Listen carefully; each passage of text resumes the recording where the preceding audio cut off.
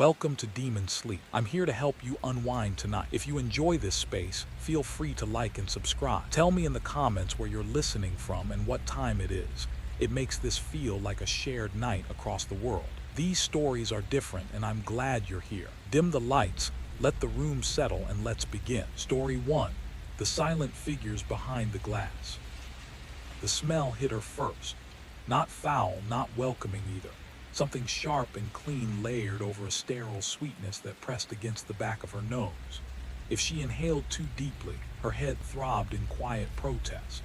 The building itself felt off, as if it leaned ever so slightly, like a tired man favoring one leg. When she'd mentioned it during the interview, Mr. Gessner had offered a thin smile and a gentle dismissal. Old houses didn't tilt, he said. They simply learned how to rest. She took the job anyway. $300 a week for light cleaning and cooking was a small fortune in a town that had already been picked clean. The factories were gone, the jobs with them. Main Street was a graveyard of boarded windows and sun-bleached signs advertising businesses that no longer existed, their phone numbers worn into ghosts. Opportunity didn't knock here anymore. It whispered, and only if you were desperate enough to listen. The ground floor was the reason the house existed at all. It stretched wide and open, once something ordinary, maybe a shop where people bought flour and nails and conversation. Now it was something else entirely. Glass cases hugged 3 walls, evenly spaced, each holding a single figure arranged with deliberate care.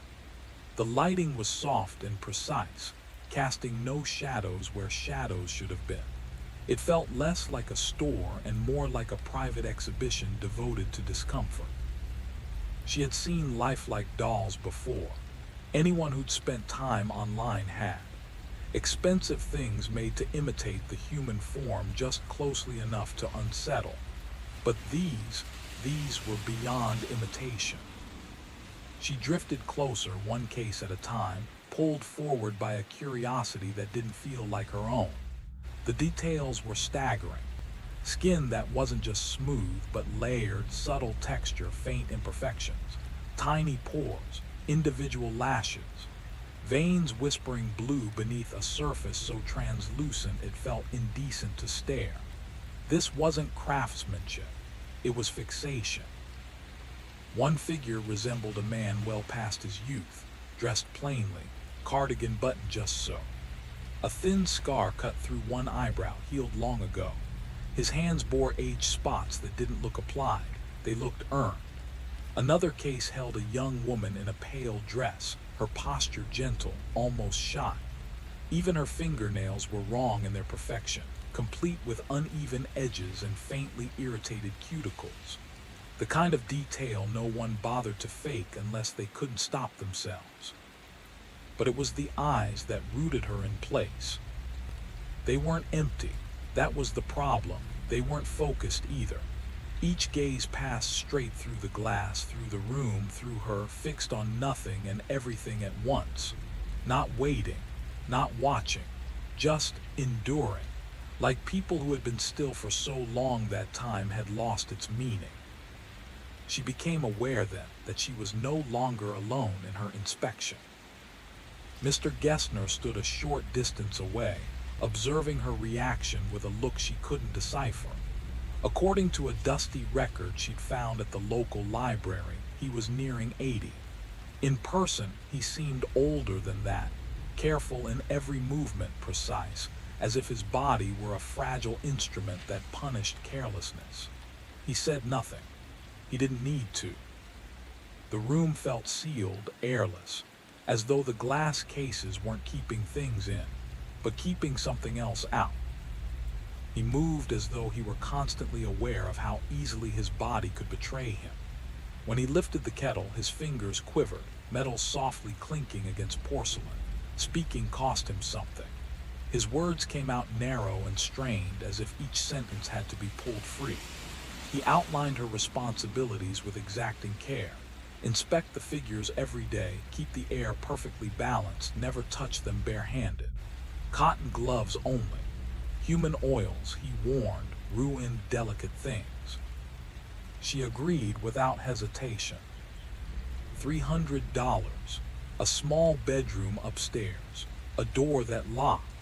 She counted the money in her purse later that night, $67 and change, and stopped counting after that. Wanting alternatives didn't create them. The house did not unfold all at once. It revealed itself slowly, like an image rising out of darkness in a tray of chemicals. Patterns emerged. Sounds settled into routine. Gessner, he insisted she call him Inner, vanished into the basement workshop every morning, the door closing with a final, careful click. He surfaced only at noon when she served lunch exactly as instructed from his handwritten notes. Portions measured, seasoning precise. He ate with ritual slowness, eyes fixed on the plate, never once meeting her gaze. Afterward, he retreated upstairs, and the house belonged to her. She cleaned according to the schedule left neatly on the kitchen counter. It was exhaustive, almost reverent in its detail. Each day had a purpose, each task assigned to an exact direction and order. Glass polished midweek, carpets vacuumed in straight, unwavering paths. Supplies counted, numbers verified, instruments checked. And at the end of the week, the figures themselves, always in sequence, always the same path around the room. She followed it exactly. There was comfort in the repetition. In a place where the air felt wrong and silence pressed in like weight, the schedule became something solid beneath her feet. A promise that if she did things correctly, nothing unexpected would happen. That illusion lasted until Sunday. She was tending to the child in the 7th case when she saw it. The figure sat neatly, small hands resting flat against its lap. On the left index finger, just below the nail, was a faint yellow stain. Subtle, easy to miss. She leaned closer, her breath briefly clouding the glass. The mark wasn't on the surface. It lay beneath the skin, as if the material had been sealed over something that existed long before the figure did. She straightened slowly, unsettled not by how real it looked, but by how unnecessary it was. No one would have noticed if it weren't there. It wasn't decorative. It wasn't artistic. It was simply true. She tried to imagine the kind of creator who would bother with such an imperfection. Who would decide that realism required flaws no one admired? The thought followed her long after she finished dusting. On Tuesday, something changed. She stopped in front of the 4th case from the entrance, her cloth frozen midair. The woman inside was older, early 60s, maybe, with silver hair pulled into a tidy bun and a floral dress that felt decades out of place. Clara remembered her clearly. On the first day, it had been the face that lingered with her, the quiet dignity in the expression, the softness around the eyes that suggested a life spent enduring rather than winning. Now that expression was different. Not dramatically, not enough that she could immediately explain it, but the sadness had shifted. The lines around the mouth no longer rested the same way. It was subtle, like the difference between sleep and exhaustion. Clara felt a slow chill creep up her spine as she realized the truth she didn't want to name. She hadn't remembered the figure wrong.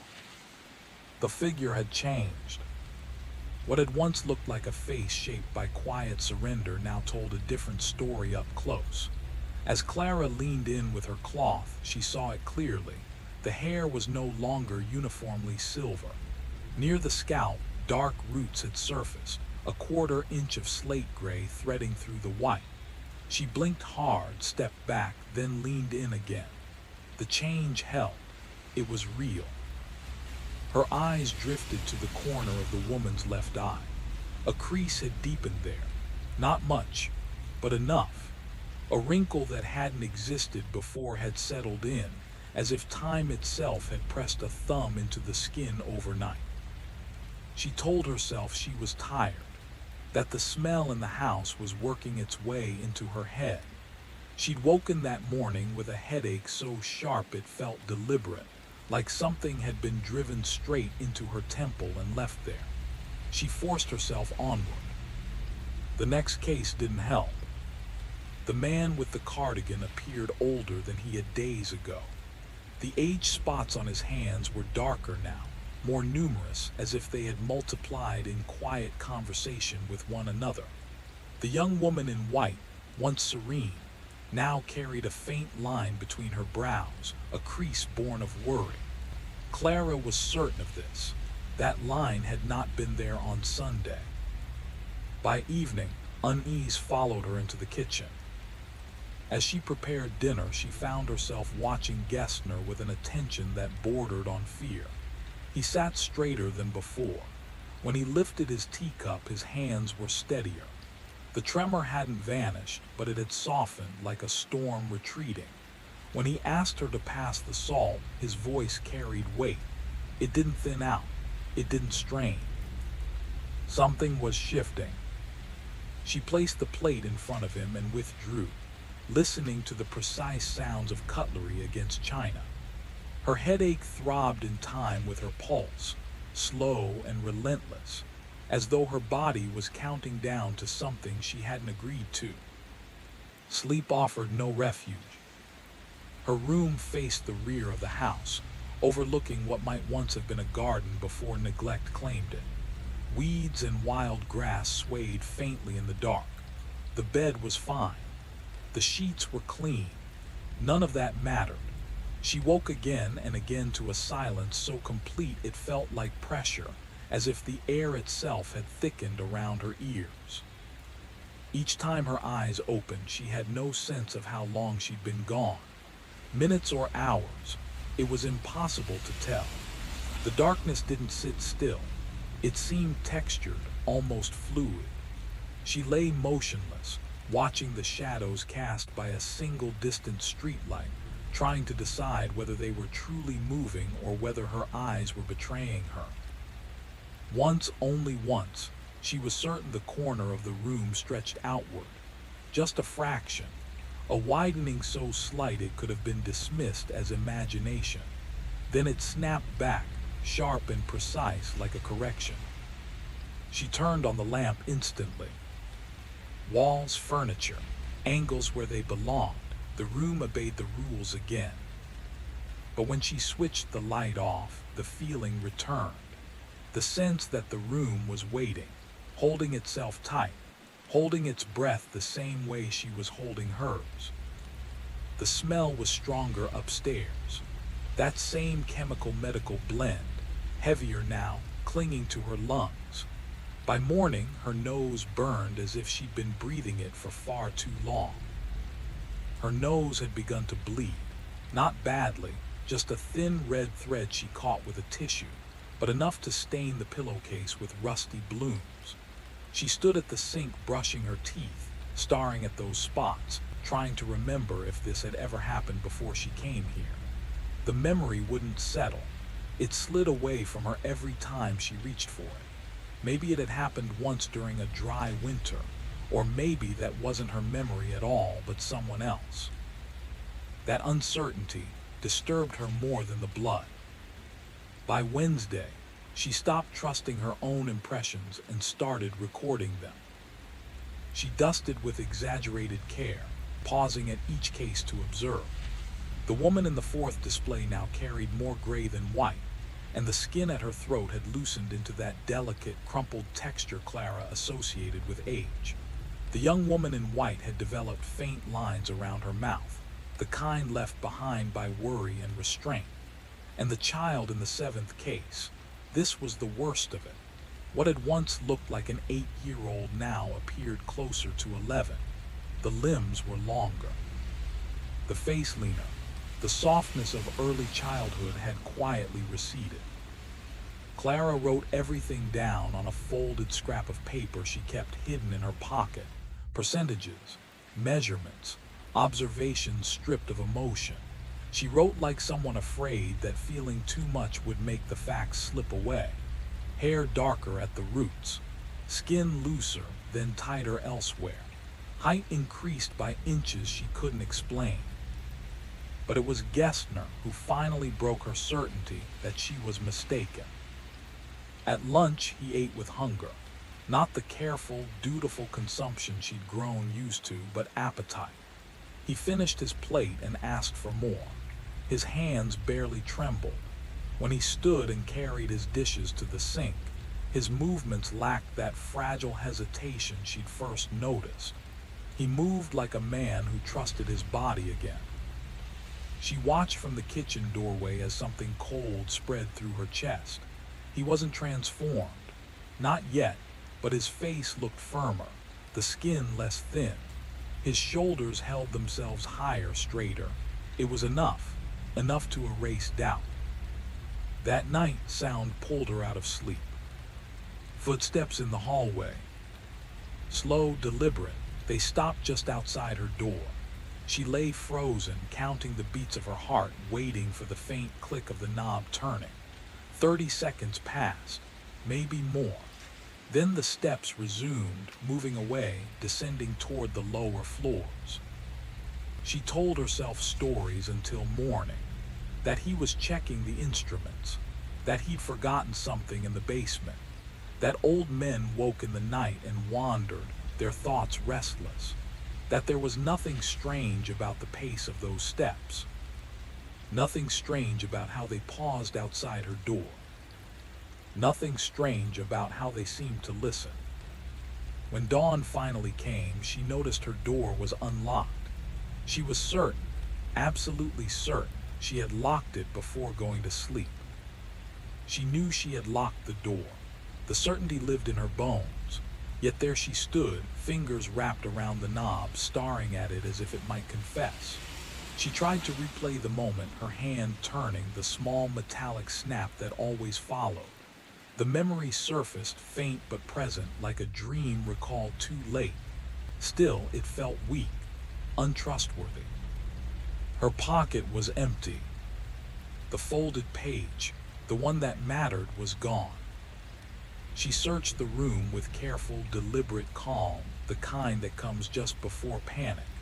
Jacket pockets, drawers, beneath the bed, behind the dresser. Nothing. The absence was loud. She wanted to believe she'd moved it without thinking, that exhaustion had scrambled her mind. But the truth settled low and heavy inside her. He had been here. While she slept, he had entered her room. Stood close enough to hear her breathing, watched, taken the notes because he understood exactly what they meant.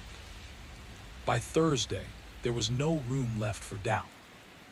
The figures were changing too quickly now, so quickly that subtlety had abandoned them.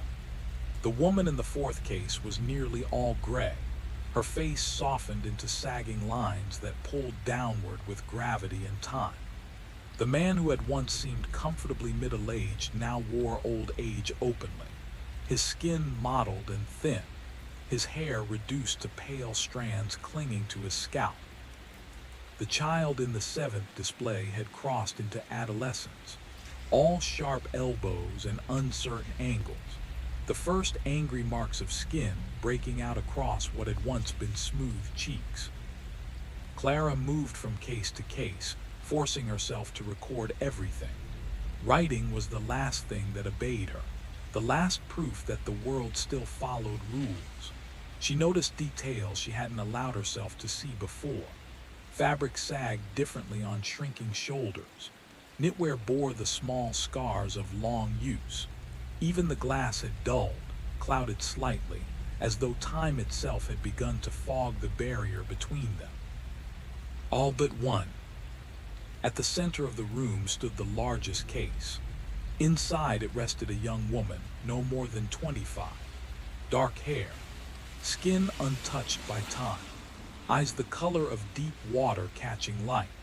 She wore a wedding dress, her hands folded gently over her abdomen, her expression serene in a way that felt deliberate rather than peaceful. She had not changed at all. Clara had once believed this figure to be the pinnacle of Gessner's skill, the one he had perfected after decades of practice. Now she understood. This wasn't the end of his work.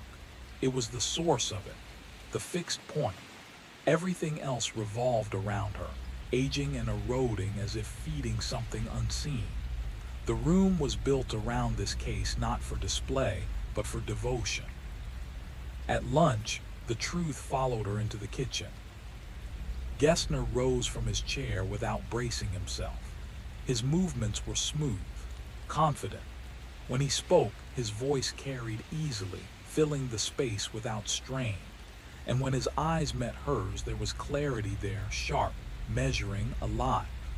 The tremor that once betrayed his frailty was gone. She placed the bowl in front of him and retreated, her hands gripping the counter so hard her fingers ached. She focused on breathing slowly, quietly, as the realization finally took shape. The figures weren't just changing. They were paying for something. The pain behind her left eye had settled in for good. Not a throb anymore, not something that came and went, but a relentless pressure, like a drill boring inward whenever she moved too fast or thought too hard. The nosebleeds were worse. 3 times already that day, she'd had to stop what she was doing, tilt her head forward, and press tissue to her face until the flow slowed. When she looked down, the blood didn't look right. It was too dark, too thick. Threads of something clear and slick ran through it, catching the light in a way that made her stomach turn. The taste in her mouth had changed as well. It wasn't just copper anymore. It was sharp and electric, like she'd bitten into something alive, like metal charged with current. That afternoon, while Gessner remained upstairs behind his closed door, she went down into the basement. She had been explicitly forbidden from entering the workshop. It was written plainly in the contract she'd signed without reading properly. Ink rushed onto paper by someone who needed money more than clarity. She remembered that now, remembered the unease she'd ignored. The stairs were steep and narrow, built for bodies smaller than hers, for another century entirely. With each step downward, the smell thickened, growing heavier, stickier, until it felt like it was lining her throat. Halfway down, dizziness forced her to stop. She gripped the railing and waited for the world to steady, her heartbeat loud in her ears. The workshop stretched farther than she'd imagined, running nearly the length of the house. Metal shelving lined the walls, stacked with large containers bearing labels that made her eyes ache if she stared too long. Some words she recognized, others resisted comprehension, letters arranged in ways that felt wrong. One name stood out immediately: formaldehyde. The rest blurred together into something colder, something clinical and deliberate. At the center of the room sat a long work table under harsh lights. Its surface was crowded with tools, blades of various sizes, brushes stiff and fine, syringes large enough to be mistaken for kitchen instruments, sheets of translucent plastic rolled tight, a heat gun, a device that resembled a vacuum sealer but heavier, altered, purpose-built. She moved farther in, her footsteps swallowed by the concrete floor. Along one wall stood rows of molds, faces frozen mid-expression, hands shaped into gestures that felt intimate and specific. A foot curved as if caught in the middle of a step. Each mold was marked with initials and dates written in a neat, practiced hand, codes she didn't understand but knew were important. Her head throbbed too fiercely to unravel their meaning. Then she saw it. Against the far wall stood a large, glass-fronted chamber, cold vapor fogging its surface. It looked unmistakably like a storage unit meant for bodies. Inside, barely visible through the clouded glass, was a human-shaped form wrapped tightly in translucent plastic. Her breath stalled. She approached slowly, each step deliberate, her pulse loud enough to drown out thought. The closer she got, the more certain she became that whatever lay inside was not a model, not a prototype, not a figure waiting to be perfected. It was something preserved, and it was waiting. She moved closer inch by inch. The shape inside the chamber was unmistakably human, full-sized, adult, laid flat on its back. The plastic wrap blurred the details, but not enough to hide the careful arrangement. Head aligned, arms straight, legs positioned with intention, not carelessness. Whatever this was, it had been placed, not stored. Her hand lifted, fingers hovered just short of the handle. Clara. The sound of her name shattered the moment. She spun around. Gessner stood at the base of the stairs, one hand resting lightly on the railing. She hadn't heard him descend, or maybe she had, and her own pulse had drowned it out. They stared at one another across the length of the basement, the harsh lights leaving nowhere for illusion to hide. The change in him was complete. The man who had hired her, a fragile relic trembling over a teacup, was gone. This version stood tall and balanced, his gaze clear, his hands steady. 60, perhaps, stronger than he had any right to be. A man who had never learned to move carefully because he'd never needed to. Without raising his voice, he gestured toward the stairs. She obeyed. As she climbed, she felt him behind her, close enough that she could hear the even rhythm of his breathing, deep, unstrained, alive. In the kitchen, she stopped at the counter while he passed her, filled the kettle and set it on the stove. The simplicity of it, the normalcy, made her skin crawl more than the chamber ever had. She cooked without awareness, cut, stirred, served. She tasted nothing. When she placed the plate in front of him, he ate in silence, not once looking up. His posture was perfect now, his movements economical and sure. This was not an old man clinging to borrowed time. This was a man who had reclaimed it. After he disappeared upstairs, she returned to the showroom. She approached the cases slowly, dread packing her steps. The figures no longer hid their decay. Each one told a different story of collapse. The woman in the fourth case had advanced into extreme age, skin sagging loose from bone, hair reduced to wisps as fine as cobwebs. Her mouth hung slightly open, teeth yellowed and exposed. She looked less like a figure now and more like a body forgotten too long. The man in the cardigan had folded inward, his frame visibly smaller, fabric hanging from him as if it belonged to someone else. Frailty clung to him in layers. Others had progressed more slowly. The former child now stood somewhere around 16, limbs still lengthening. The woman in white had aged into her 30s, her beauty altered but intact. Clara searched for logic, for rules. Why some deteriorated faster? Why others resisted? Was it the age they had been when they were made, the way they were crafted, or something deeper, something transferred rather than created? Her gaze returned to the woman in the fourth case. The initials from the molds came back to her. HG. The figure looked so fragile now she feared she would disintegrate if the glass were open, reduced to payment already nearly spent. She turned to the woman in white. She still looked strong, still whole, still waiting. And Clara understood then, with a clarity that made her knees weaken. Whatever time was being taken, whatever years were being drained from these figures, not all of them were meant to survive the process. Some were only ever meant to be fuel. There was almost nothing left of her if the pace continued. She could see it plainly now. But the central figure, Laura, preserved in white silk, remained unchanged, untouched, forever young, forever 25. Her sea-glass eyes stared past the room, unfocused, eternal. Her hands rested gently over her stomach, her expression so peaceful it suggested sleep. as if a whisper of her name might draw her back to life. Understanding arrived all at once, heavy and absolute.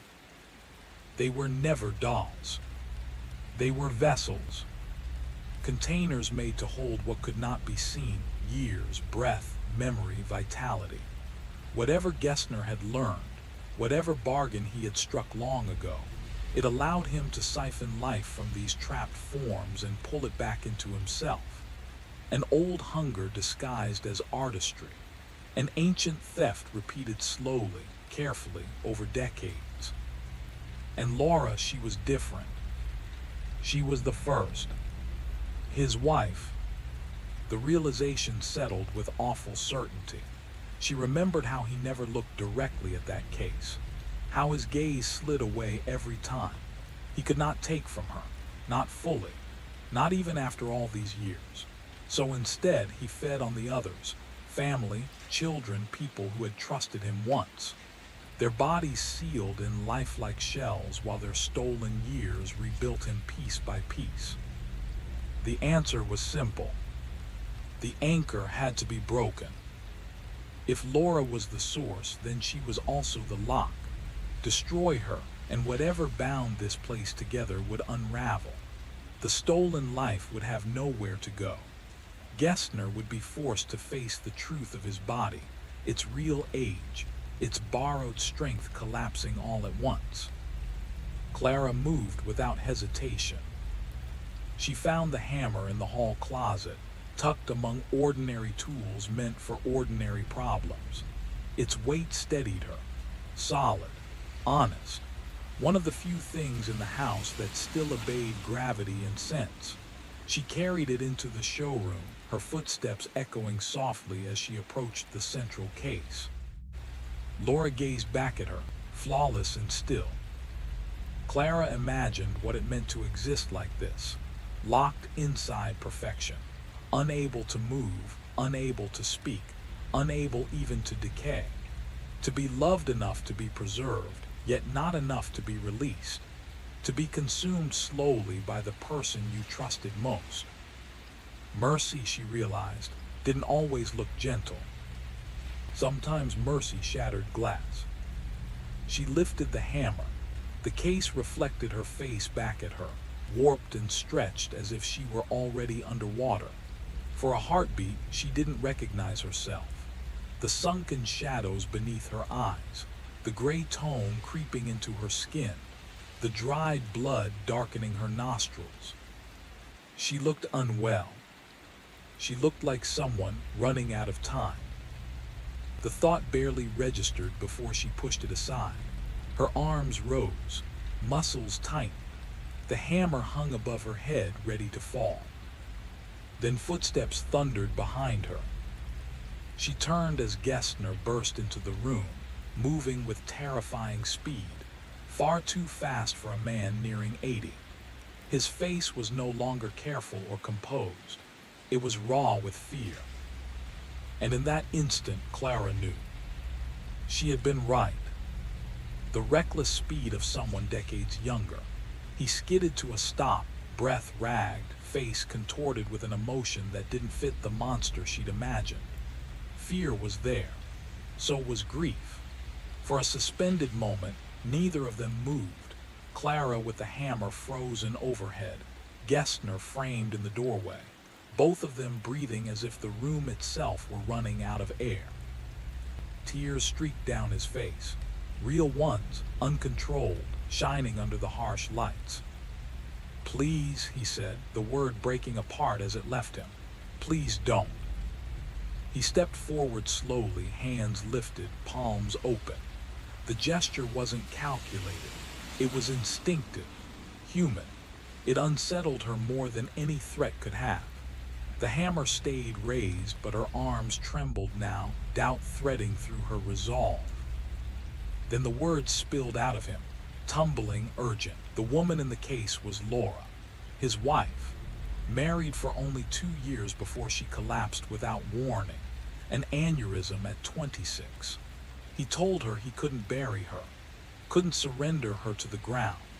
He spoke of his early work, preserving animals, of learning new techniques, of decades spent refining a method that kept Laura exactly as she had been on the day he lost her. Clara's headache detonated. White pain tore through her skull and the room tipped violently. She swayed, barely keeping hold of the hammer. Her voice sounded wrong to her ears when she spoke, thick, distant, as though she were underwater. She accused him of stealing life, of draining years from the figures to reclaim his own. Gessner didn't answer immediately. Instead, he moved to one of the cases. The woman Clara had watched crumble from strength into ruin. His hand shook as it touched the glass. "That's Helen," he said quietly, "my daughter." He spoke then of her condition, of a life spent caring for a body that could not move, could not speak, of encasing her in silicone to protect her skin, to prevent infection, to ease pain that could never be described. He gestured around the room as he spoke, naming them, his children, his family, each one trapped in a body that failed them from birth, each one alive, conscious, protected. The aging, he explained, wasn't theft.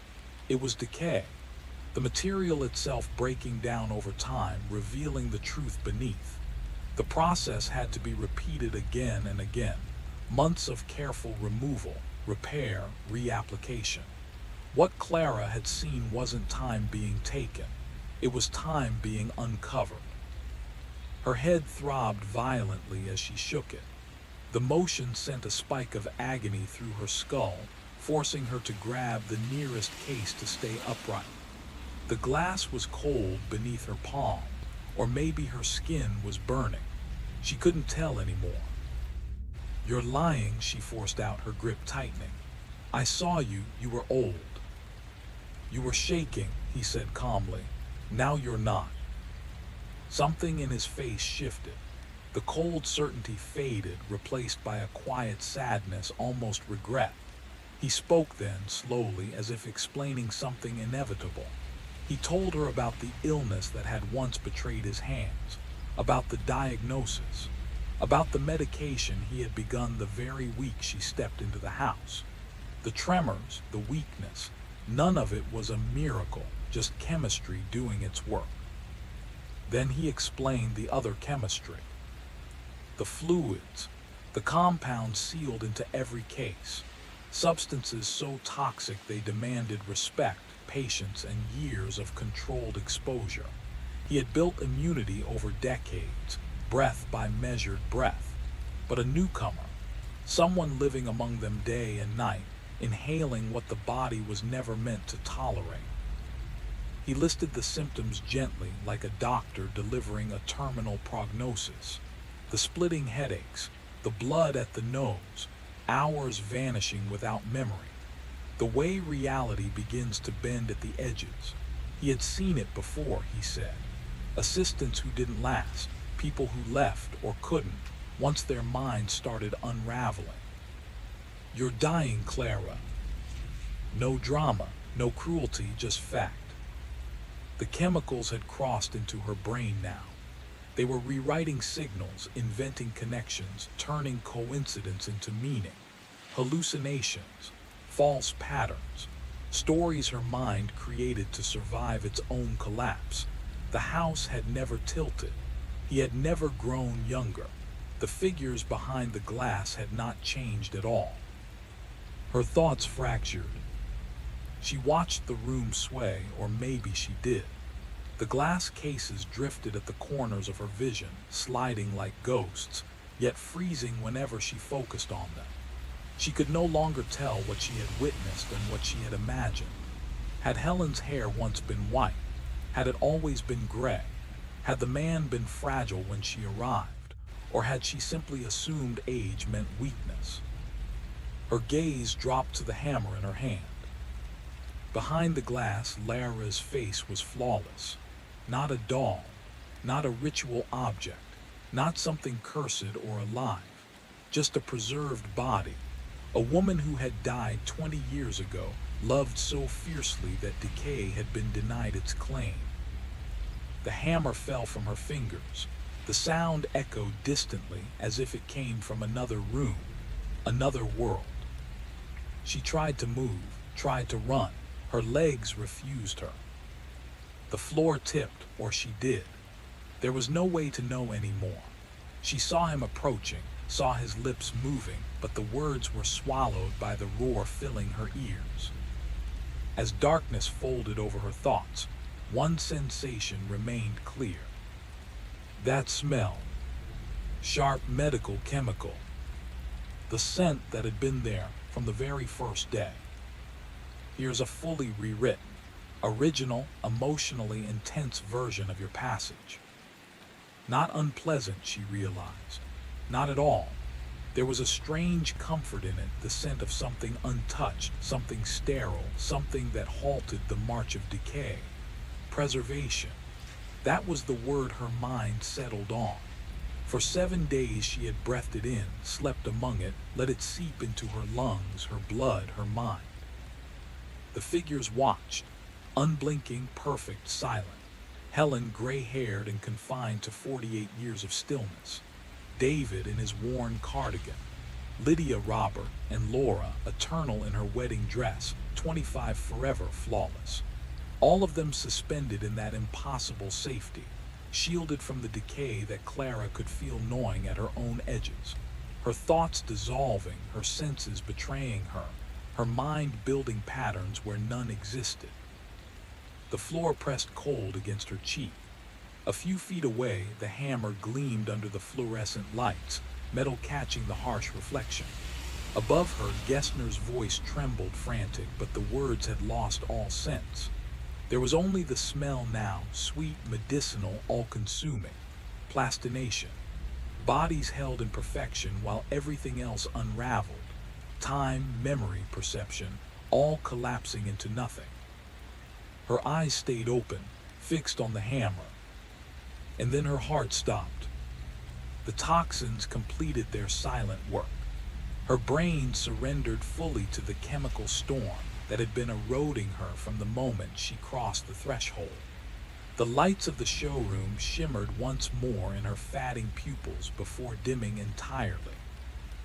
What remained was silence, the gentle hum of the humidity controls, the soft, mournful sobs of Gessner, and the figures, forever perfect, forever still, frozen in the quiet eternity of their cases, watching and waiting.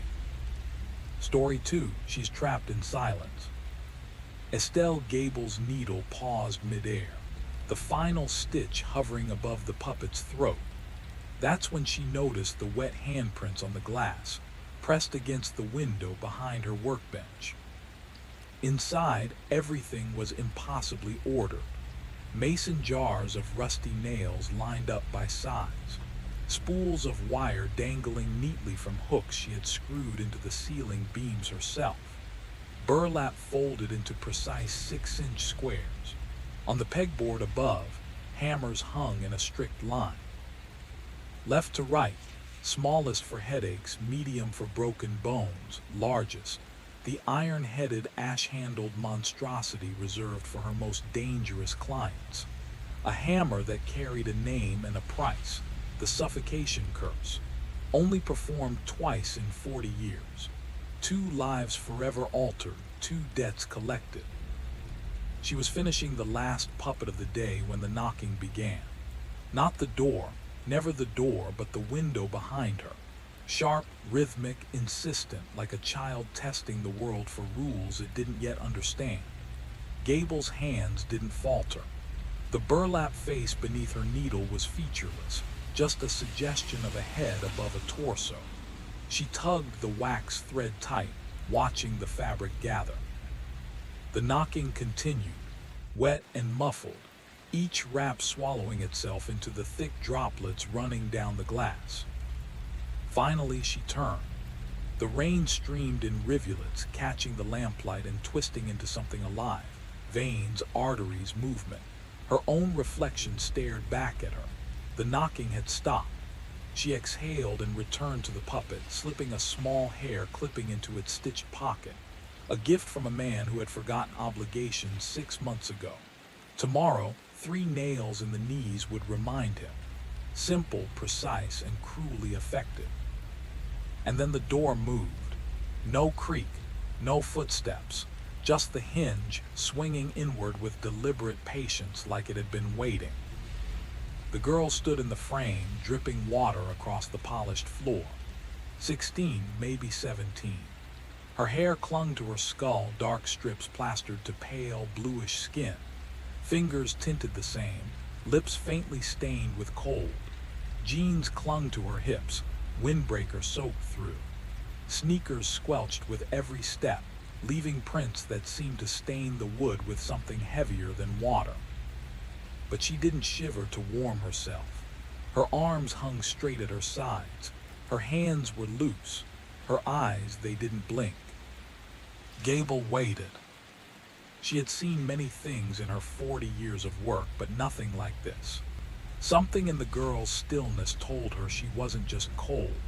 She wasn't just wet. She was waiting, holding her breath in more ways than one, suspended somewhere between life and something else entirely.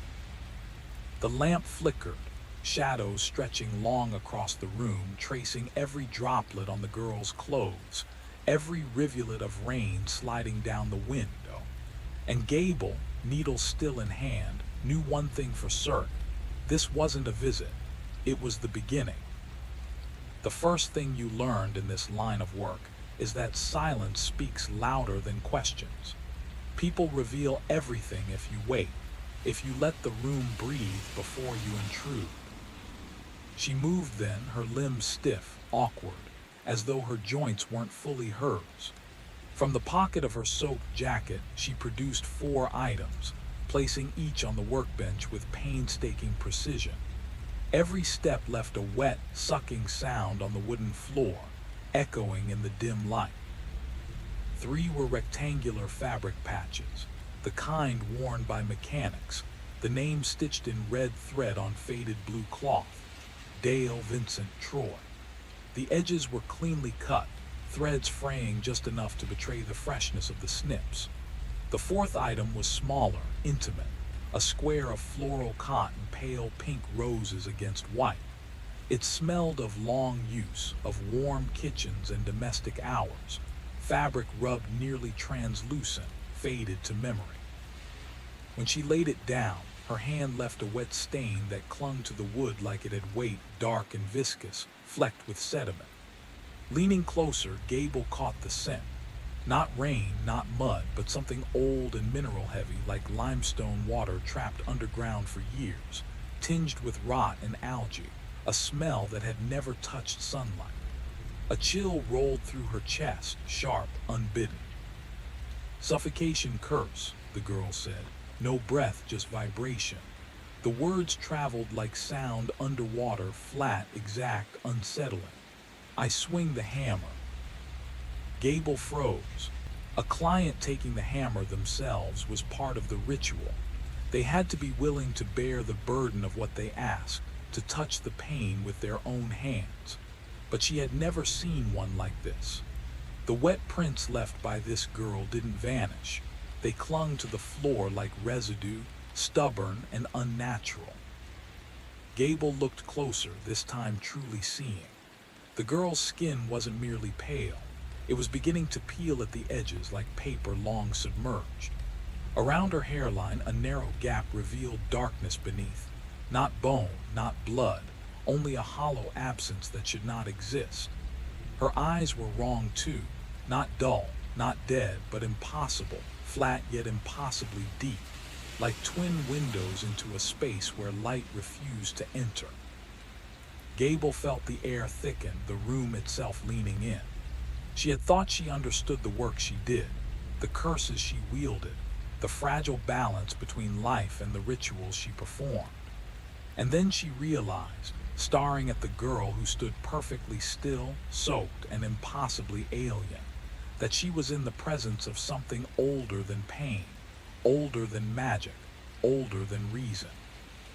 The hammer sat heavy on the bench, waiting. The girl's gaze didn't move, didn't blink. Time itself seemed to hesitate, holding its breath along with her. And Gable understood in a way that made her chest ache that this would be no ordinary curse. This was something else entirely, something alive in the stillness. Her eyes caught the light in ways no human eyes should. Each glint reflected the lamp like a wild animal frozen in headlights. A sudden, impossible flash that made the room feel alive with something not quite flesh. Gable should have stopped her, should have told her to leave, to return tomorrow, dry, whole, and no longer shedding skin like wet parchment from her skull. She should have recognized that the girl in the soaked windbreaker was something else entirely. But Gable had never refused payment, never failed to deliver what was promised. Pride, her mother had said, was the sin that felt like strength. You convinced yourself you were steadfast, but really you were just unyielding. The girl moved again, slow, wet sliding noises marking every gesture, and drew a soggy bundle of bills from another pocket. The paper had swelled, the notes sticking together in a solid, bloated mass. She laid them on the workbench with deliberate care. $800, $200 per puppet. She had known the price before she came. Gable didn't pause. She moved to the pegboard, lifting down the hammer she reserved for the heaviest work, the one that demanded both hands even before swinging. Its iron head was darkened by age, small pits marking decades of use, the ash handle polished smooth where her palms had gripped it for 40 years. She placed it between them with a resonant thunk. The girl's gaze followed it, reflective and unreadable. Then she drifted to the corner chair Gable kept for waiting customers, lowering herself in jerky segments, joints bending only where they would. The chair groaned under her, but she settled with an eerie precision. Gable noticed how little she weighed, maybe 90 pounds at most, but water pooled beneath her as if her body exuded more than it held, seeping into the floorboards like a sponge overflowing. Something in the room shifted with it. The air thickened, heavy and expectant, carrying the faint scent of rain and minerals, of wet stone and something older, something alive in its silence. Gable's chest tightened. The hammer, the money, the girl, all of it hung between them, a moment suspended on the edge of inevitability. The air in the cabin had grown heavy, almost viscous, carrying the sharp, mineral tang of stone and something older, something that smelled faintly of decay, of flesh stiffening in the cold. Gable moved along the shelves with practiced precision, gathering her tools like a conductor preparing an orchestra. 4 rectangles of burlap, cut to the exact measurement she had refined over decades. 4 lengths of thick baling wire, ready to form the skeletal frames that would give shape to her work. Her hands moved with quiet authority, twisting wire into loops for heads, straightening spines, crossing bars for shoulders and hips. Each frame was then wrapped in burlap, pulled taut so no sliver of air remained, and stitched closed with waxed thread that gleamed faintly under the lamp. Faces were left blank, unnecessary here. Names carried the power. A lock of hair, a scrap of worn cloth, a piece of intent focused like a lens. Iron striking burlap, burlap encasing intent, and the target would feel the echo in their own body. As the first puppet took form beneath her fingers, she became aware of the girl watching, motionless, silent, utterly still. Her hair plastered to her head, her clothes dripping, her eyes catching the lamp in cold, unblinking flashes of light. Gable had seen customers driven by grief, by rage, by emptiness so deep it hollowed them out. This was none of that. This was not need, not passion. This was function distilled to its purest, most terrifying form, a presence that had shed everything soft, leaving only purpose.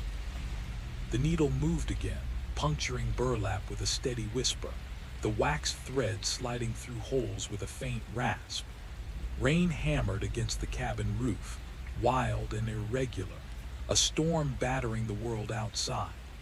Inside, there was only the faint rhythm of thread and the girl's breathing, or what passed for breathing, a hollow mechanical sound like wind through a cracked wall.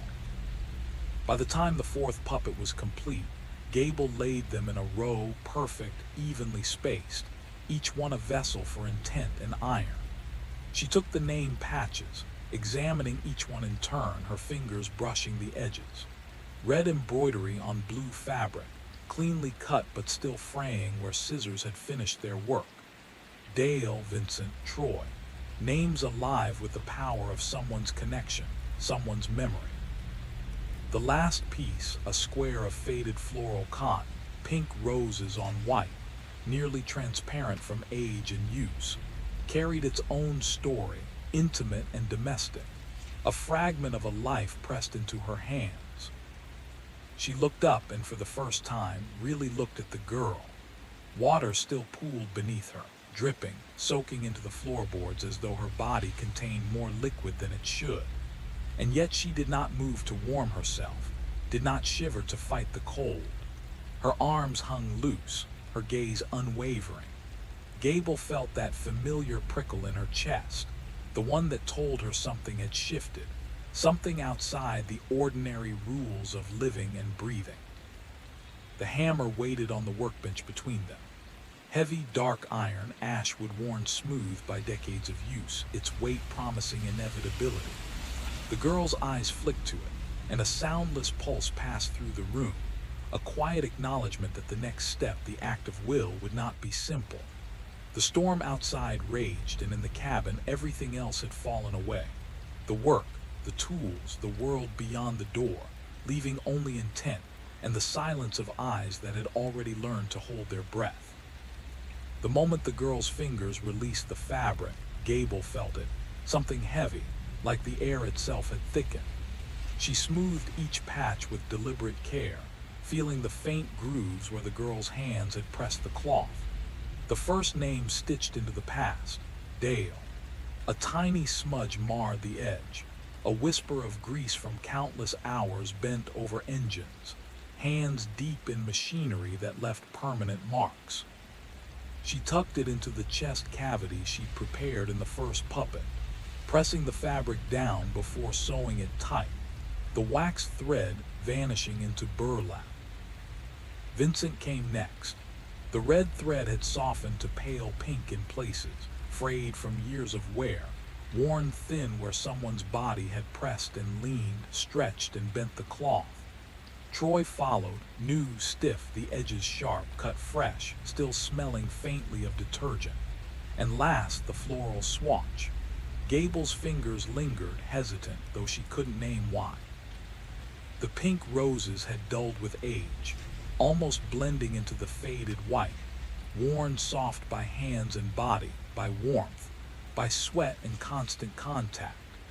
She turned it over, tracing the faint discoloration where skin had pressed, oils absorbed over years until the fabric carried the memory of its wearer. Her own dress whispered as she shifted on the floorboards, the room pressing closer, smaller, shadows thickening at the edges. She stitched the cavity closed swiftly, pulling the thread tight, hiding the patch as though it had never been there. Her hands trembled slightly. Fatigue, she told herself. Dawn to dusk, 6 puppets already finished, hunger and exhaustion ignored. The girl remained in the corner, watching. Not a blink, not a twitch. Water pooled beneath her chair, spreading with an almost deliberate slowness, 6 inches across, creeping outward as if measuring time itself. Gable set down her needle, flexing stiff fingers, muscles tight from the rhythm of sewing. The cabin seemed to shrink further, the lamplight failing to reach the corners now filled with shadows and quiet menace. Then the girl rose. The chair scraped wetly against the wood, leaving a dark streak in her wake. Each step squelched in rhythm with her arrival at the workbench. Her hand wrapped around the hammer there, the heavy one, forged iron, ashwood smooth with decades of use. Gable watched, pulse quickening. sensing the quiet weight of inevitability in that simple grasp. The storm outside seemed to hold its breath, the rain against the roof a distant percussion, while inside, the room contracted around two figures, one seasoned, one impossible, and the air between them charged with unspoken power, and the quiet certainty that the next action would change everything. Her hand closed around the hammer with the ease of someone who had long understood weight, balance, and intent. Thumb locked. Fingers spread, grip steady. She lifted it, letting the iron head hover in the lamplight, catching the glow like a dark promise, then lowered it with absolute control, aware of every ounce of force, every micro movement that would follow. Gable stepped back, melting into the deeper shadows along the wall. She'd seen this before twice. The first, a woman whose life had been a slow erosion of pain, who had hammered nails into the figure of her tormentor while sobs tore from her chest and whispered apologies fell between each strike. The husband had died that night, unseen and unassisted, as if the act had reached across the miles to exact its toll. The second, a man whose daughter had been stolen by careless hands, silent but trembling, calling her name with each blow, sending the culprit to an agonizing end days later, gasping and clutching at air he could no longer claim. In both cases, the room had thickened around Gable, humidity, tension, some invisible witness recording every motion. But this was different. No tremor, no hesitation, no trace of doubt. The girl's movements were mechanical, precise, entirely devoid of human emotion. She positioned the first puppet, Dale, in the center of the workbench with the care of someone setting a sacred object in place. Fingers wet, she sifted through the jar and selected a nail, 6 inches of hand-forged iron, irregular where decades of hammering had left their mark.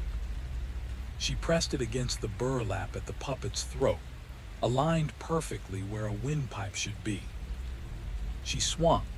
The nail pierced burlap and twisted wire before embedding itself into the wood beneath with a crack so sharp it made Gable flinch. The workbench shivered under the impact, resonating through the cabin like a pulse. And still, the girl's eyes reflected nothing. No anticipation, no horror, no satisfaction. Only calculation.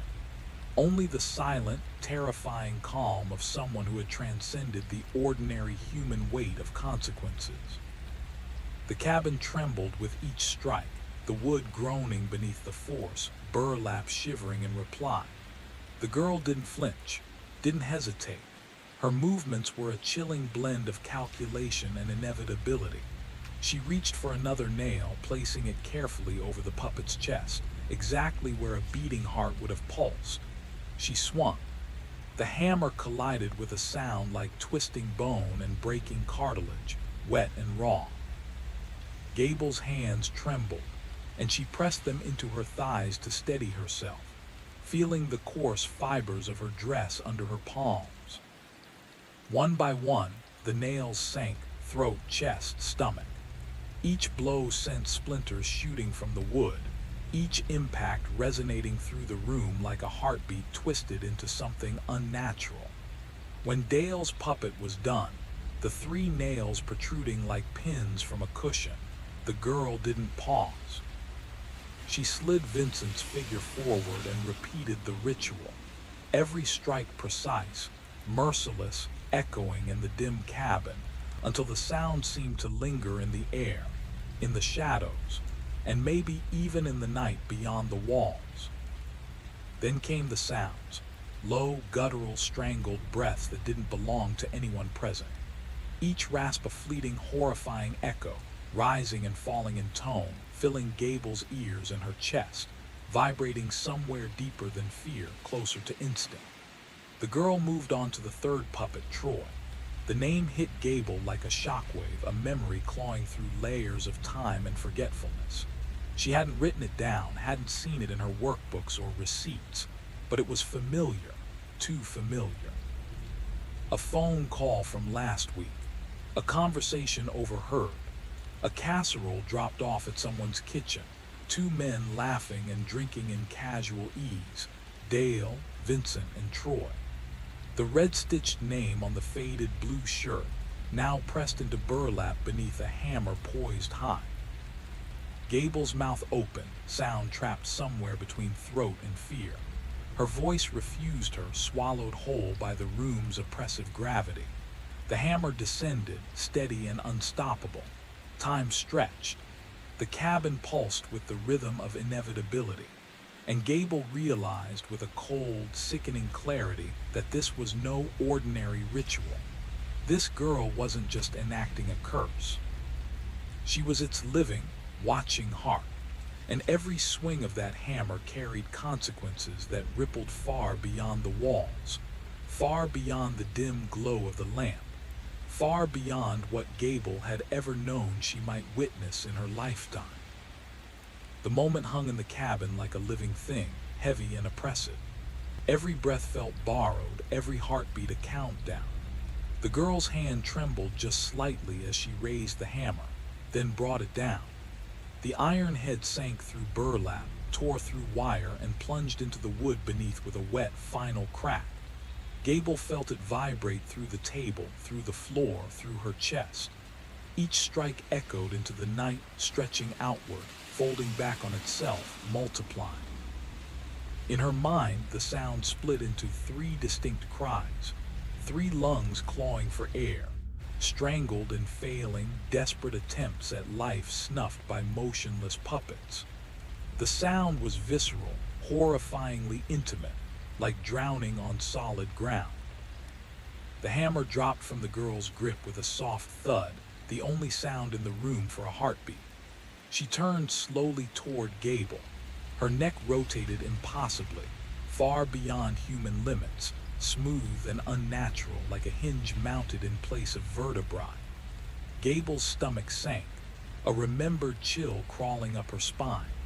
2 nights ago, she had been on the porch, smoking, staring at the limestone quarry behind her property. The pit, always full of water in spring, 6 stories deep in the center, hemmed in by pines that grew at wrong angles, their roots gripping unstable ground. She remembered the engine, the headlights cutting through the darkness like a knife. She hadn't thought anything of it at first, the late-night car, the empty road. And then she had seen them, 3 men stepping out, faces illuminated briefly in the glare. Her son, Dale, tall and lean, moving with that easy familiarity she knew so well.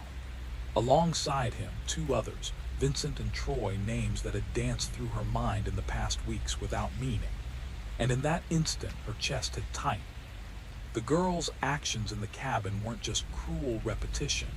They were a bridge connecting the past to a living, breathing horror she could no longer ignore. The memory pressed against her as the present unfolded. Every hammer strike in the cabin mirrored a reality she had glimpsed in the dark of the quarry. A night when the ordinary became sinister, when what should have been safe and mundane turned into inevitability. Her hands ached. Her pulse rattled against her ribs. The girl moved with a machine-like precision, each swing deliberate, unstoppable. The room seemed to shrink, shadows pooling in corners, bending around the wet scent that clung to the girl's soaked clothes. Gable realized, with a cold clarity that stole her breath, that she had allowed this to happen. Her pride, her refusal to ask questions, to hesitate for even a second, had handed over the mechanism of death. This dripping, impossible girl had stepped into her cabin carrying intent, money, and the weight of consequences Gable could barely comprehend. And now, in this suffocating space of hammer strikes and splintered wood, she understood. What had been paid for could not be stopped. Not here, not now. The echoes of 3 lives, the memory of a night at the quarry, the mechanical rotation of a head turned too far, all fused into a single, horrifying clarity. She had unleashed something that would reach beyond the walls of the cabin, beyond her control, and she would witness it unfold.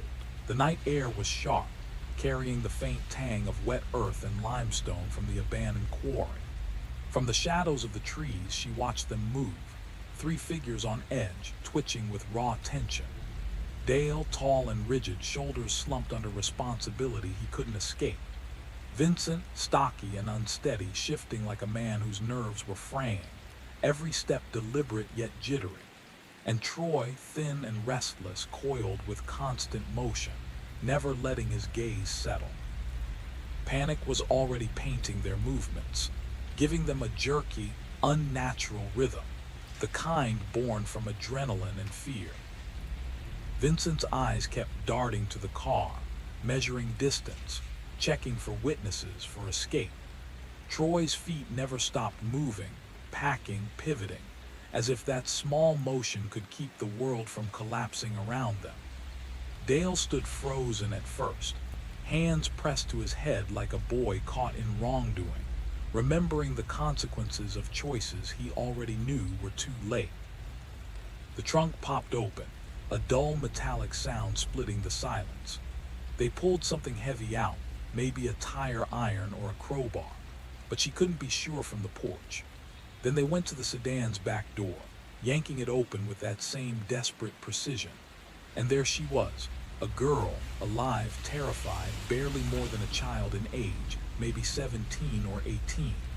Her uniform clung wet to her body, light fabric contrasting sharply with dark pants, a makeshift uniform for some unknown task. Her hands were bound tightly behind her back, wrists trapped in duct tape that crisscrossed and layered to ensure silence.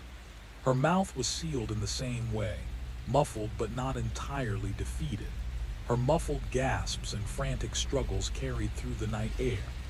Every kick, every thrash was a silent plea, a battle against a fate she could see coming and knew she could not stop. Gable froze on the porch, cigarette nearly burned to the filter, the tip scorching her fingers. She didn't move. She only watched as they forced the girl into the car, as Dale leaned through the open door, shifting the gear into neutral. Her hands tried to reach the brake, her body coiling and writhing, a desperate instrument of resistance, each motion frantic, each sound of effort muffled but terrifyingly human. Then the three of them positioned themselves at the rear of the sedan, hands planted on the trunk and roof, feet digging into the dirt for leverage. With a synchronized push, the car lurched forward, rolling down the slight incline toward the quarry. The girl's frantic movements behind the wheel became a blur, her bound hands scrabbling, her body twisting, but she couldn't stop the inevitable. The vehicle picked up speed, racing toward the edge where the ground dropped into the deep, water-filled pit below. The moment the car tipped, nose diving first, the splash that followed was almost surreal, smaller than expected, restrained. A giant stone plunked into a still pond. The sedan plunged into the depths, swallowed by the spring-fed water, ripples spreading outward as if the world had exhaled and returned to silence. The night absorbed the shock, leaving only the faint scent of wet stone and something deeper, darker, lingering in the air. A sense that what had begun on the edge of the quarry would not stay buried in water for long. The car floated for what felt like an eternity, maybe 30 seconds, headlights slicing through the murky depths like ghostly lanterns. The water turned that sickly bronze in the moonlight, hammered and shimmering, the surface rippling with quiet menace. Through the glass, Gable could make out the girl, pressed against the driver's window, wrists bound, hands slapping in frantic rhythm. Her muffled cries pressed against the tape over her mouth, but her eyes, wide, white, desperate, spoke everything. They were locked on the three men at the edge, on Dale, silently begging for mercy, for someone to undo the impossible. Dale's eyes flicked away, then back, then away again as the car began to tip backward. Water surged into the trunk, swallowing the rear like it was hungry, dragging the vehicle down. The lights blinked out, plunging the quarry into darkness. Only the moon's reflection glimmered on the water's surface and the spreading ripples that marked the disturbance. Gable stood frozen on her porch, cigarette burning her fingers, watching the ripples fade until the surface was glass smooth again. The men lingered at the edge 2 minutes, 5 minutes, ensuring nothing would resurface, that the girl remained trapped beneath the water. She had known she should call someone, police, rescue teams, anyone with the tools to lift a car from 60 feet of cold, unforgiving water, someone who might have saved her. But to call would be to confess, to point at her son and whisper, "He did this." Dale in jail, her only child locked away for life. Memories pressed on her like a vice. Dale at 8, black eye from bullets. 12, crying because his father had abandoned them. 16, arrested for a stolen carton of cigarettes, his mother begging for leniency. 23, evicted, bills unpaid, debts covered. 35, fired, floundering, needing her again.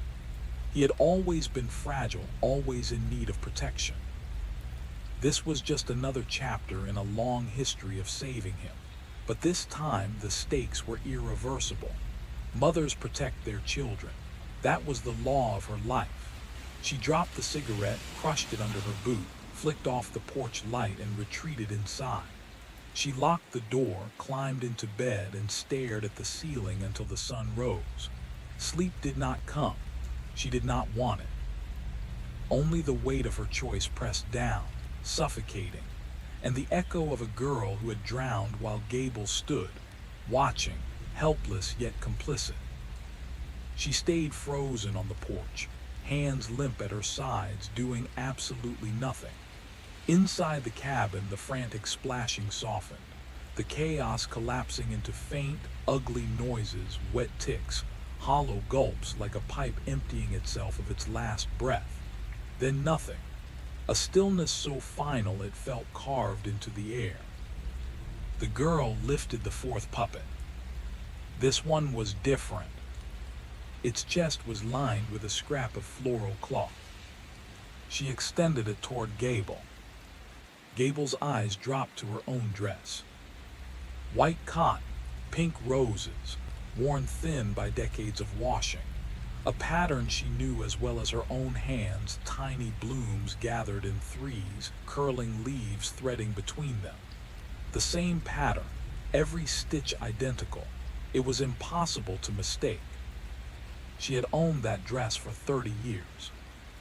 She bought it back when mirrors still mattered to her. Worn it through long days of work because it moved easily with her body, because the fabric didn't fight her hands while she stitched or hammered, because the pockets were deep enough to hide scissors and spools of thread, because it endured, because, over time, it became part of her. The girl didn't tremble.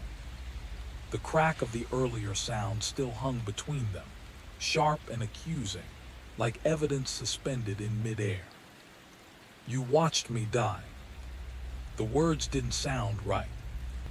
They arrived layered, stacked atop one another, the girl's voice trembling underneath, frightened and young, but braided with something older, something patient, something that understood tallies and debts, balances that must always be settled. A presence that existed long before this body and would remain long after, wearing her skin the way one wears a uniform designed for a single task. Gable's legs felt unreal, as though they belonged to someone else entirely. She watched herself from a distance, hovering somewhere above, detached. She wanted to collapse. She wanted to flee. She wanted to explain, to shout that she had only been protecting her child, that a mother's loyalty doesn't pause to weigh morality, that standing on her own porch on her own land was not a crime. None of it came out. The girl, the thing inside her, stepped closer. Water spilled from her sleeves and hem, pooling beneath Gable's boots, soaking into the leather. The stench hit hard and heavy, stone dust decay, minerals steeped in darkness. The smell of water that had never seen daylight, trapped, old, dead. I held my breath, the girl said calmly. I counted. Her gaze never wavered. 47 before it hurt. 63 before my chest felt like it was tearing itself apart. 91 before the tape over my mouth peeled loose, the water pushing against it. Each number landed with surgical precision. I tried to scream. The sound went nowhere. Then I opened my mouth anyway. She inhaled sharply. The water rushed in, filled me. My ribs felt like they were splitting from the inside. I slammed my elbows into the glass until I couldn't feel my arms anymore. Her voice didn't break. It never cracked. She stood there dripping, steady, inevitable, holding the proof in her hands, while the silence pressed in around them, heavy with the knowledge that some debts never disappear. They only wait.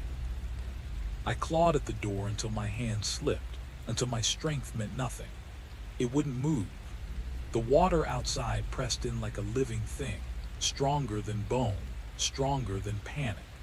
The car flooded inch by inch, and somehow I was still alive, still fighting to breathe. My lungs kept working out of habit, dragging in quarry water as if they couldn't tell it apart from air anymore, as if persistence alone might rewrite reality. The girl raised the hammer in her free hand. Water streamed down the handle, rolled over the iron head, and dripped onto the floor in slow, deliberate taps. Gable took it. Not because she chose to, because her body betrayed her.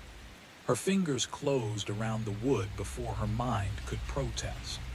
The weight settled into her palm with sickening familiarity, like this tool had always belonged there, like every swing she'd ever made had been rehearsal for now. You were given a choice, the girl said quietly, and you chose your own blood. Gable wanted to say yes. Yes, she had, and she would again, because that was the law she had lived by. Mothers protected what they made, even when what they made had grown sharp and dangerous, even when love itself became a weapon. But no sound came.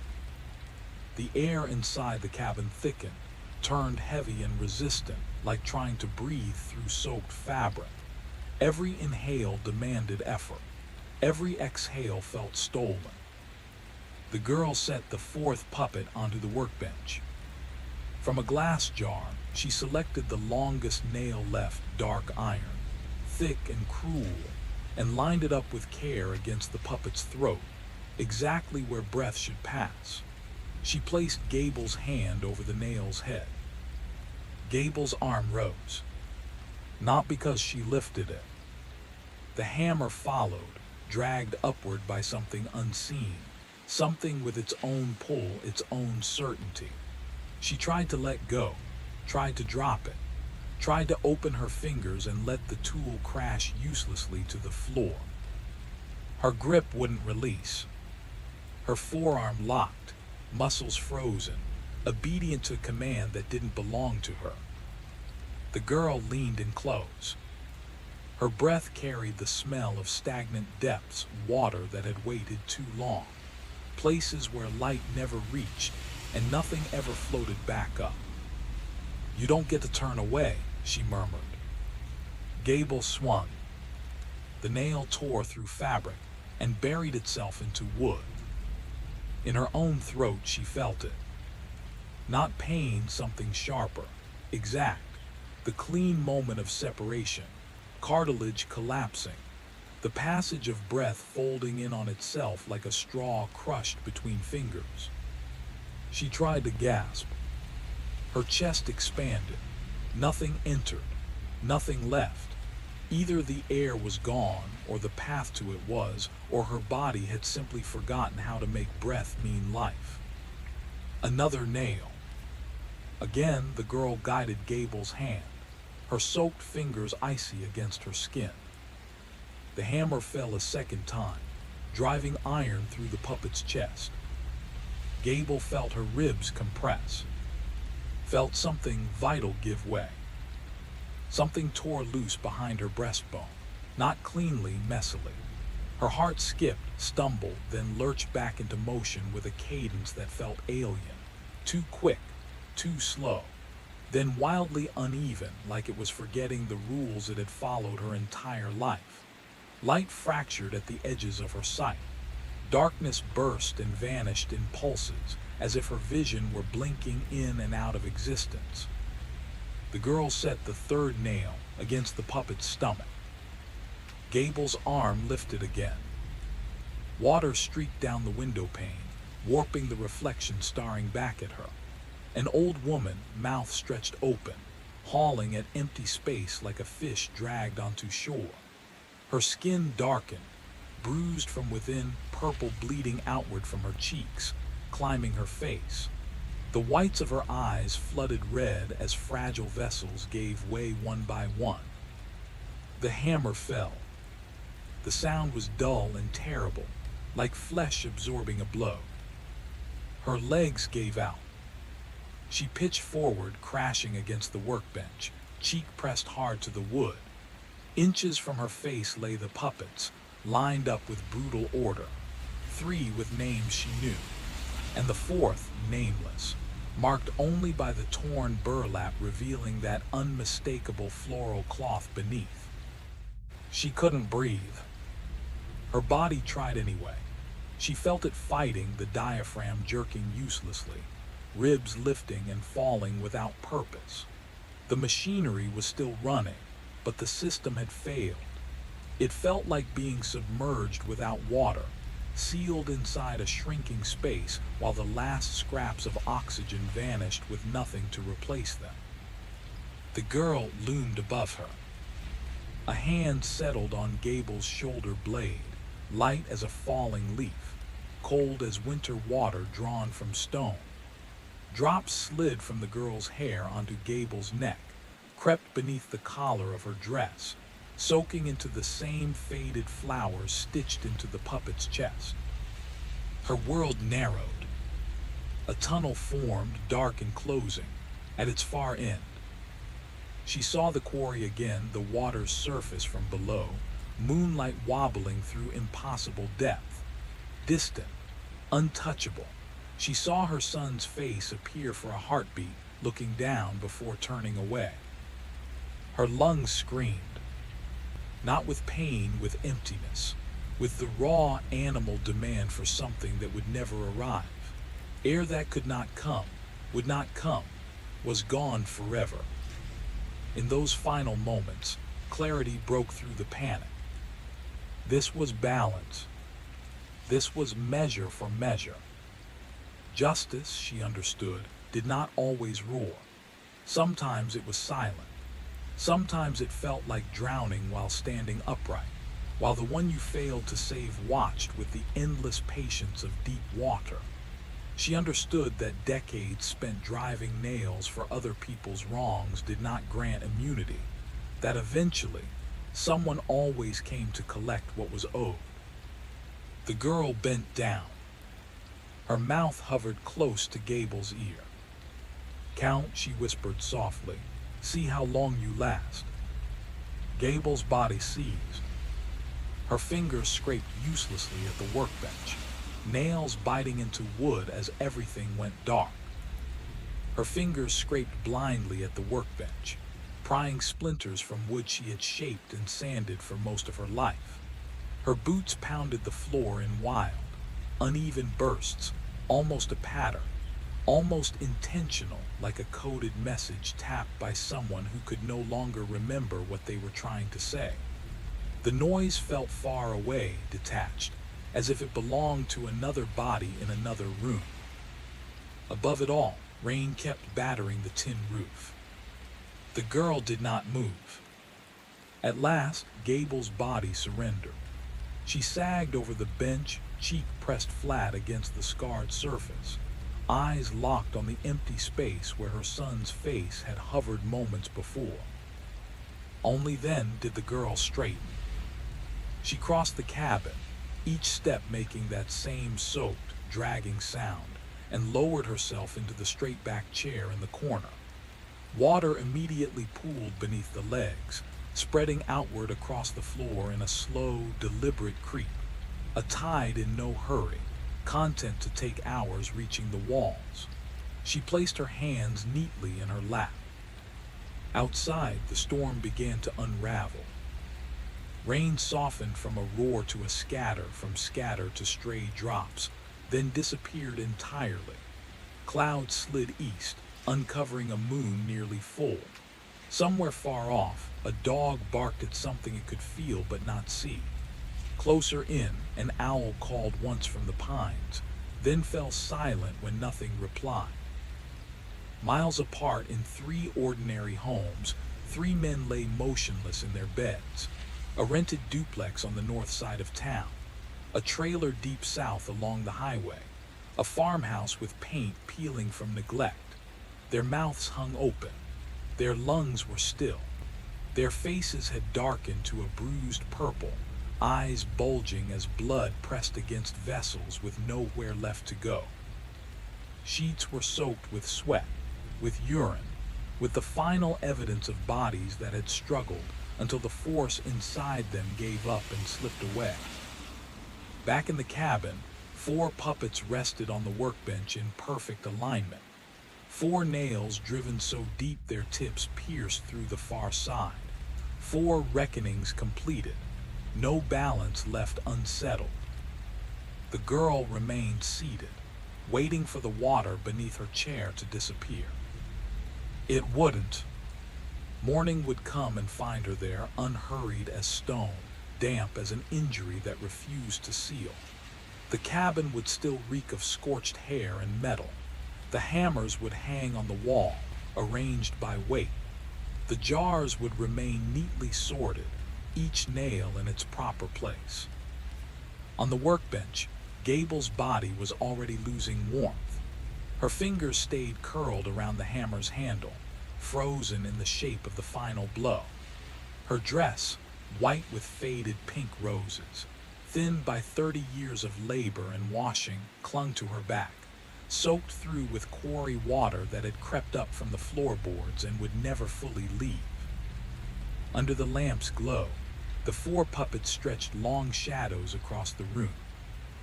And nothing moved. The shadows crept outward from the puppets, crawling across the workbench, stretching along the walls until they dissolved into the deeper darkness where the lamp's reach failed. The task at hand was complete. Still, the girl did not leave. She sat motionless in the chair, water slipping from her clothes in slow drops, unhurried and enduring, because an ending never truly meant the end. There was always another ledger waiting to be balanced, always someone desperate enough to seek what Gable once provided. Suffering exchanged quietly for money, judgment delivered when systems collapsed, hurt given shape through cloth and wire, iron driven with exact intent into living flesh. This place would remain. The cabin would stand, the tools would stay arranged, the knowledge would not disappear. And when the next visitor arrived, tapping soaked fingers against the glass in a steady, demanding rhythm, the door would swing open. The girl would already be there,